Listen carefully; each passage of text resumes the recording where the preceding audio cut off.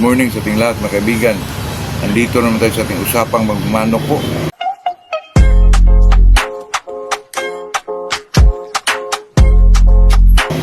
Sa ating mga kaibigan, kahapon po ay binasa na natin yung mga entrante natin sa parapol natin mga kaibigan. Yun po, kasi baka may dagdag pa tayo niyan sa sa Sunday po kasi may iba na sabi na sali ako boss, naawa naman tayo sa iba kasi followers din natin yan. Kaya baka mabigyan pa natin ng chance mga kaibigan kasi napakadali lang yung hiningi natin mga kaibigan na hashtag sali ako. Yun lang naman talaga yung requirement doon, napakasimple lang po. At saka may nag-message pa sa akin na asa na ba daw yung punchline ko? Ako mga kaibigan, ito naman sa atin, hindi naman tayo kasi hindi naman tayo comedy bar po. Ito yung gilid-gilid lang tayo mga kaibigan. Kaya yun lang mga kaibigan, sa atin naman hindi naman tayo ng mga nung punchline dyan kasi wala naman tayong alam sa po, ito sa atin na enjoyment lang mga kaibigan. Kaya kasi may nag-comment sa akin na daw, nasaan na ba yung punchline mo boss? Baka hindi siya natawa, ganun. Iba-iba kasi yung isip ng tao Pero mayroon naman nag-comment na napaka-enjoy nila. Tawa ng tawa Mayroon pang nagsabi, boss, saan tayo magbigay daw siya ng kasi dati po, mayroon magbigay sa atin sa YouTube ng mga stars. Pero ngayon mga kaibigan, hindi na tayo hindi na tayo magbigay kayo doon. Hindi ko naman makuha doon kasi hindi na ako nakubra ng mga kaibigan yung natin sa YouTube kasi hindi na ako mga kaibigan. Hindi na ako monetize po kasi pag na doon, i-monetize natin mga kaibigan, baka mawala na itong channel natin po. Kaya pinatuloy ko na lang po na kahit walang ma-add mga kaibigan, okay lang yun. Kaya yung isa, gusto daw siya magbigay, Gcash na po, ilagay ko yung Gcash ko dyan mga kaibigan. Gusto siya magbigay ng pangkape. Baka na-enjoy siya doon sa mga kaibigan ba, manood sa atin. Pero nag-comment sa atin, sana ba yung punchline natin? Alam nyo na mga kaibigan, wala tayong gilid-gilid lang tayo mga kaibigan. Kaya ito enjoyment talaga. Ito talagang enjoyment na po. Kaya sa Sunday na yung natin mga kaibigan. Sa Sunday na yung natin po, yung parapol natin. Ito mga kaibigan, ito talagang madali lang. Kasi pagbunot natin, pagpili natin, pagbasa natin sa pangalan po, pag may mag-appear na doon, magbilang lang tayo ng 10 mga kaibigan. Pag wala pong makipag-link sa atin, wala na po. Basa tayo ulit mga kaibigan. Yun lang ang mechanics doon mga kaibigan. Napakasimple lang po. Pag walang sa atin, may nag-comment pa sa atin na, boss, baka hindi ako makapanood kasi trabaho rin niya. Wala na ako dyan mga kaibigan. Maghanap yun kaya tao na medyo manood sa atin para siya na lang magpunta po natin ng Sunday kasi walang trabaho. Hindi ko lang alam sa labas po kasi nood sa atin dito mga mga OFW mga kaibigan. Kaya siguro wala silang ibang tawa na lang kahit hindi nakakatawa po. Yun lang mga kaibigan, yun lang talaga yung natin po.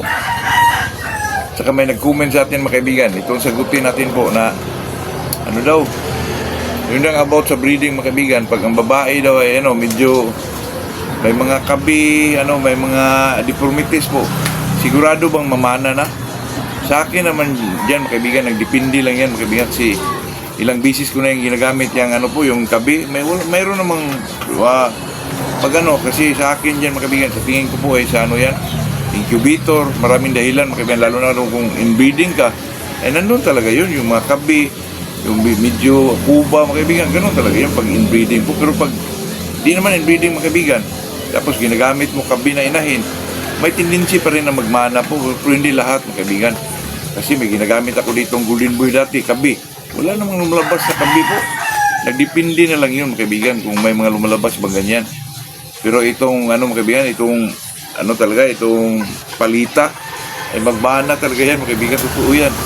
Ako dyan nakapag-breed ako dyan na yung kabi na lahat ng gold yun mga kaibigan. Lahat na lumalabas na gold ay kabi po. Hindi, ang nakakaano doon kaibigan na pagbata pa sila, 3 months, 4 months, hindi mo ba makita mga kaibigan na palitahon sila mga kaibigan. Makita mo na lang pag edad yan ng mga 6 o 7 months, ang sakit mo.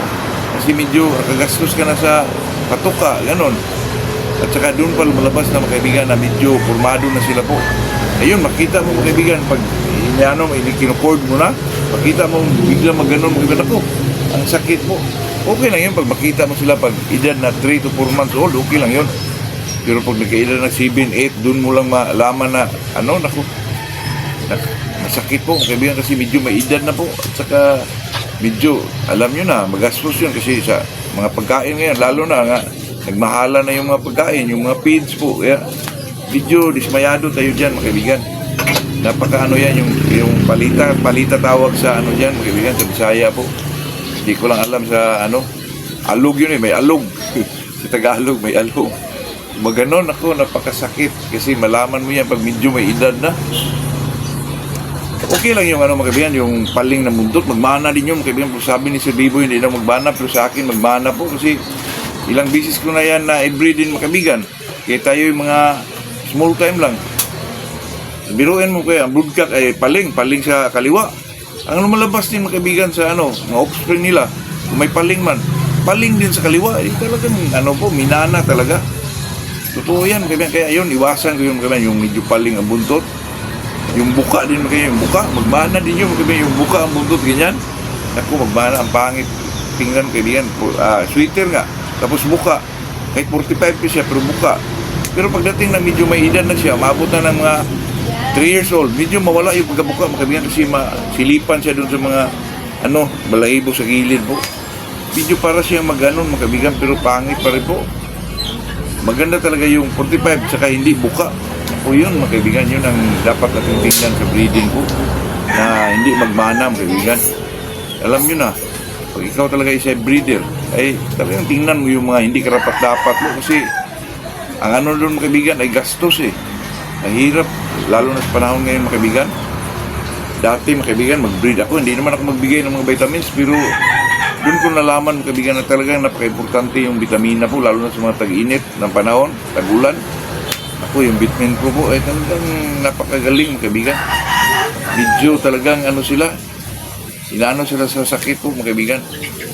Hindi yung antibiotic dati, antibiotic agad, yung mga tipis 500, yung mga ito maganda, mga kaibigan, araw-araw kang mag-vitamin pro. Kahit sa mga Saturday, Sunday, wala, okay na yun. Kahit magbigay ka sa umaga, mga kaibigan, sa hapon, hindi na po. Plain water na lang. Yun, maganda yun, mga kaibigan. Kasi ito kasi mag-breed tayo, mga kaibigan. Yung yung mga piki, may tendency, magbana pa rin yung iwasan talaga natin yung mga ganun po. Yung mga mahinang kumain, magbana pa rin yung mga kaibigan. Kaya pag tayo ay isang mag-breeder o mag-breed tayo, kaya tayo mga small time, mga kaibigan, iwasan natin yung ganung klaseng mga bloodline, mga kaibigan, na mayroon kang nakita mga ganon. Iwasan mo yung kaibigan para naman yun, kasi disaster yun, kaibigan.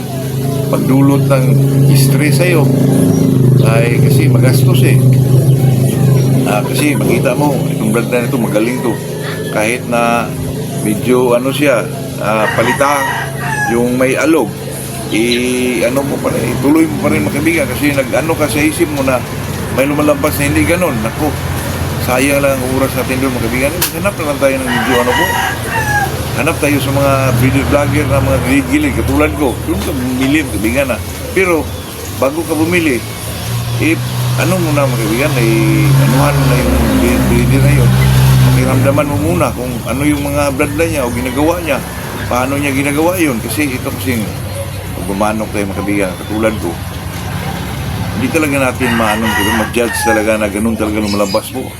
Kasi ako, may mga golden boy ako dati, may pinsan ako, mga kaibigan, doon sa Baklay, naghingi sa akin ng yung pang bulsag, binigay ko sa kanya yung namang hindi mga magaganda, yung golden boy lang talaga ang kulay, yung pormahan, may mga palo din, pero hindi siya, siyempre tayo ang hindi ko naman siya pinapili kasi piliin yung bulsag natin na ginagamit natin, yun lang talagang basta maganda rin, magamit din talaga. Yung mga babae lang ang binigay ko sa kanya na medyo may mga porma po, kasi marami akong babae dito dati. Ayun, yung nagpunta ako sa kanila, mga kaibigan, nakita ko yung mga yung mga palahi niya, napakaganda po. Hindi na talaga natin masabi, mga kaibigan, na ito binigay ko ito sa mas maganda pa yung mga manok sa may-ari. Hindi ko sigurado yung, mga kaibigan, na yung mga may palabas mo yung mga offspring mo, ay talagang mga class bilang o ganon. Hindi mo masigurado, mga kaibigan, katulad nung pinsan ko, yung Baklay yun. Napakaganda yung mga stag nila, mga kaibigan. Ako, Pero mga kulay, talagang golden boy po. Palo, golden boy talaga. Pero ginagamit niya yung ano mga kaibigan, yung mga pang second hand lang sa akin ba, yung mga pangalawang pick lang, pangalawang choice lang. Yun ang binigay ko sa kanya, hindi talaga yung mga panggamit ko po. Pero nakita ko yung mga ano niya mga kaibigan, yung mga may produce niya, naku, napakaganda po. Kaya doon din ako, ano mga kaibigan, doon din ako nag-isip na medyo hindi mo talaga masigurado po, hindi mo talaga ma-judge na ganito ang yung mga kinukuhang ano. Maganda talaga, maganda na yung mga ano mo, sa isip mo lang yun. Pero pag itinitry mo yun mga kaibigan, hindi mo pa rin yun mga kaibigan na talagang maganda yung lahat yung mga lumalabas mo. Kaya sa atin, itong pag-breed po ay talagang ano po, patience mga kaibigan, pasensya po. At saka kailangan talaga, bago mo isalang yung mga ganyan na ginagamit mong pang-breed, eh talagang ano po, tingnan mo yung mga physical attributes mga kaibigan. Napaka-importante yun, yung pormahan ng isang manok po. At saka piliin nyo talaga yung broodstag o broodcock na gamitin mo ng mga palo talaga. Yun mga kaibigan. Kahit anong porma yan, o kahit anong matawag na class B, class C ba yan, pero may mga palo talaga lumalabas po. Yun ang sa akin mga kaibigan. Pero reminder, pag mag-breed tayo, piliin talaga natin yung ano po, yung the best mga kaibigan. Sa iyong standard mga kaibigan, yung standard. Kasi may iba-iba tayong standard, iba-iba tayong kakayahan sa pagpili. Kung ano man yung medyo maganda sa iyo, sa akin, di naman maganda, eh talagang ganun po. Depende na lang yun sa standard yung kaibigan. Ayun na po, yun ang ating sabi sa araw na to, at saka aking makomento po. Kasi may nag-comment sa akin kanina mga kaibigan na ano po, may nag-message sa akin. Sabi niya, boss, pag mayroon ba daw akong experience na hindi natunawan, ano ba daw gawin? Sa araw na ng laban, mga kaibigan, sa akin dyan, kaibigan, i-out ko na yan. Hindi ko na yan gamitin kasi may dinaramdam yan kasi hindi natunawan eh. Medyo baka napasukan ng ano yun, bakterya yung ano niya, kaya hindi natunawan. Kaya pinakadabis gawin dyan, huwag mo lalo na sa derby, palitan mo na lang ng iba po. Kasi sa derby naman mga kaibigan, sa akin lang kahit gilid tayo. Pag may mga tricks yan, mayroon ka talagang mga ano po, pang mga kaibigan, pang ilis ba? Na imong ano talaga, ready for ano mga kaibigan, for sakaling may magkasakit o may mga nagtawag doon na medyo nag-off mga kaibigan, mayroon ka talagang pamalit po, di ba? So pag wala naman mga kaibigan, kung ulutan lang, huwag mong ilaban po kasi iba yun eh. Para din tao yan mga kaibigan, pabaksing mo kahit may lagnat, nakukuha ko si Pacquiao kasi legend yan. Pero pag nakita mong ganyan, hindi natunawan, wag mo nang ituloy. Pero pag gusto mo talaga, wala tayong magawa dyan kasi lalo na pag ang amo ang nag-decide na gusto talaga niya. Ang pinaka-the-best yan mga kaibigan, painumin naman ng Enerbon po. Oo yan, lalo na pag medyo hapon pa, Enerbon. Para medyo kilos-kilos siya, baka ma-drain niya yung butsi po. Kasi pag Enerbon, medyo aktibo ka eh. Pag ma-drain yun kaibigan, baka malapas pa yung nasa baka na lang mga kaibigan. Kasi pag Enerbon kasi medyo aktibo yung manok. Baka ma-active siya, kilos-kilos na siya ng kilos. Tapos i-massage mo talaga mga kaibigan, baka naman siya. Mainti yung niya mga kaibigan. Ayun lang po, yun ang ating masabi dyan. Pero ang pinakadabis yan, ilaban po. Yun lang mga kaibigan. Good luck sa ating lahat sa Sunday, sa raffle natin. Kung sino man yung makakuha niya, ay ganun talaga. Pag may pang-shipping ka, talagang pag wala naman, huwag ka nasasali po. Kasi hindi ko naman yan ma-afford mga kaibigan, lalo sa Mindanao, Luzon. 3.5 din ang shipping yan. Hindi ko lang alam mga kaibigan. Hindi talaga natin alam mga kaibigan. Nagdepende na lang yun sa shipper po. Yun lang mga kaibigan. Yun lang ating masabi sa araw na to. Good morning sa ating lahat po.